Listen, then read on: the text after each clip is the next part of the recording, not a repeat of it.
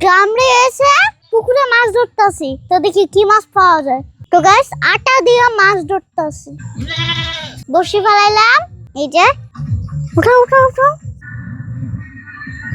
তো গাইস মাছ ধরতেছি, গ্রামে এসে দেখি কি মাছ পাই, ট্যাংরা পাই নাকি শিং পাই নাকি ইলিশ পাই। আমার ফেভারিট ইলিশ।